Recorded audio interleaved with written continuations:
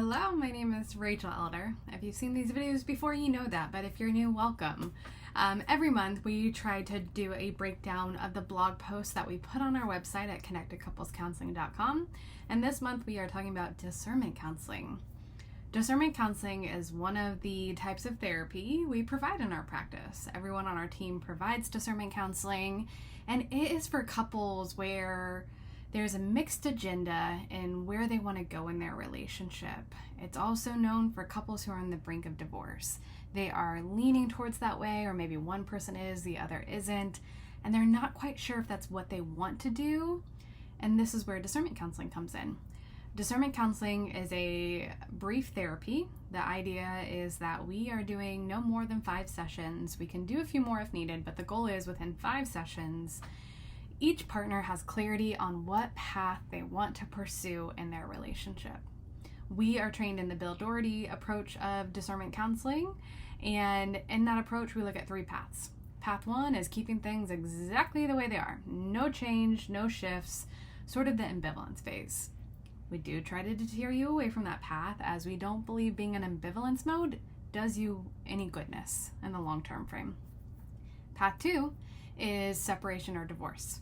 So it's one of those. It might be looking at separation and what the goal of that would be. What would be the purpose? How would that serve you well in your relationship?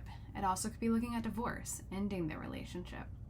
Path 3 is committing to 6 months of couples therapy. Now, sometimes people are like, well, what's the point of doing discernment? Isn't that relationship work? Why wouldn't you just do couples therapy? When one of you is more leaned in and one's more leaned out in the relationship, sometimes slowing down the process and really thinking through what is the best approach actually sets up the couples counseling better. I've had it in my own experience of a couple coming in and one person really wants to work on the relationship and the other one's kind of there to check a box, or they're there but they're not really wanting to do the work quite yet. It's really painful for everybody, including myself as a therapist, because I can't make a couple do the work. They have to be willing and open and desiring to do it, or, willing to do it. So discernment counseling becomes a really great short-term brief model to slow it down, to give you intentional, structured, contained space to think about what is the best step for me? What is the best step that my partner might decide for themselves? And it's not about trying to persuade or convince, but really understanding where you're at, the reasons why you are thinking or considering the path you are, and helping you explore what would change look like if there was a path and a commitment to working on the relationship, or even thinking through, like, what does a separation look like? What are the pieces to do that well? What are you thinking through?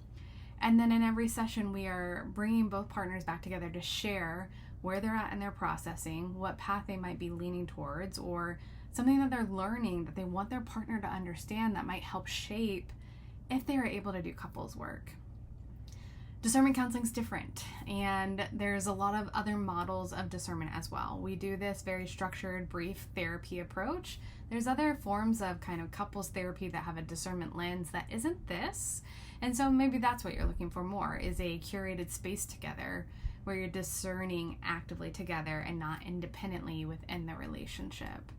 On the blog, we talk about what happens in the room, kind of the role of the therapist, the role of each partner. And one unique thing with discernment counseling is that you only commit to 1 session at a time. The sessions are longer, so the first session of discernment is 2 hours, and the sessions after that are 90 minutes. But you're only committing to 1 session at a time. And there's no rush to figure it out, but it's creating that space to give you time to think through what is the best course of action. Hopefully in the process you both come to the same conclusion, and that doesn't always happen, but that's where we as the therapist come in and help you talk about next steps. What next steps will set you up for success, help you heal, help you move into the path you've decided on. Now, sometimes people are like, you're a couples therapist though, like, why would you be considering divorce or separation for a couple? And it's not that we are making that decision. We are helping understand why someone is thinking the way they are and helping them explore what growth would look like in all manners. I always say when I do discernment counseling with people, I'm rooted in love. I'm rooted in healing. My mission of being a couples therapist is to change the divorce statistic. And the reason I got trained in discernment was to help with that. I can't do good work if I'm just saying don't do it. I need to understand why someone is thinking that divorce might be a better option, or what led them to that place. Understanding that can help me open some doors, open some curiosities. And that's why I got trained in discernment. I actually think it helps me with my mission of changing the divorce statistic. Now, couples do choose divorce or separation. Some couples choose to not change anything. Some people commit to couples therapy and still, as they do that 6 months of couples therapy, may end their relationship. That's all up to the couple and each partner in the relationship to decide. Our work as the therapist is to slow down the reactionary state, to be very mindful, very curious, very explorative with you to help you figure out what step do you feel empowered, confident, accountable to take. So head on over to the blog this month. You could read more about it. And if you have questions, feel free to reach out. We are therapists primarily serving Washington State. I serve clients in Florida as well. Dion serves clients in Idaho. We have some other states that we can connect with. But if you're looking for support, we would love to answer questions. And if you want to learn more about discernment counseling, you can head to the blog or head to Bill Doherty's discernment counseling website and learn more there. Next time.